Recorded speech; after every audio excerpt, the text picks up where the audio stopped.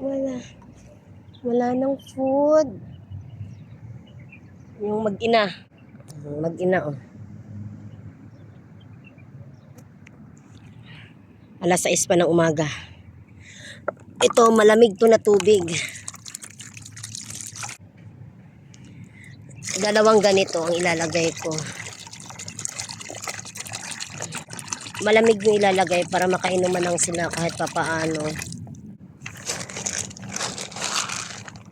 Ayan.